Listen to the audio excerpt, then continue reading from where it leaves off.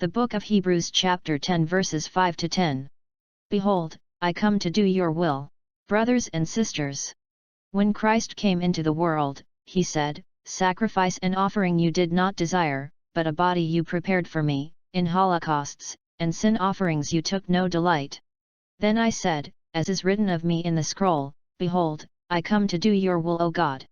First, he says, sacrifices and offerings, holocausts and sin offerings, you neither desired, nor delighted in. These are offered according to the law. Then he says, "Behold, I come to do your will." He takes away the first to establish the second. By this will, we have been consecrated through the offering of the body of Jesus Christ once for all. In reading this passage, don't you get the feeling that it is a conversation between the Father and the Son, just before he is born in human form in Bethlehem?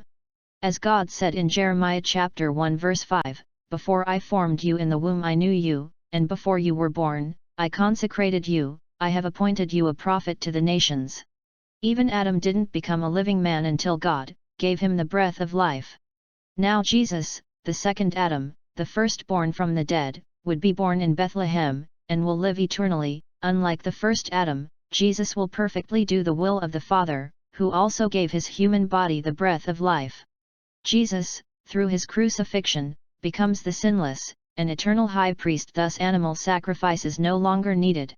The Old Testament prophet Micah was asked how many tons of sacrifices and gallons of oil are needed to appease a God justly angry over their sin. Micah gives a simple, but demanding reply that the Lord requires only that we act justly, love mercy, and walk humbly with God. Until now, the prophets we have heard who spoke about the Messiah would restore glory to the temple, to the city of Jerusalem, and Israel itself. But Micah looks away from Jerusalem, to the small town of Bethlehem. He says that the Messiah will be born, just like any other human, and will bring with him the salvation for all of mankind. He will be born in a stable, not a palace. And behold, I am with you always, until the end of the age.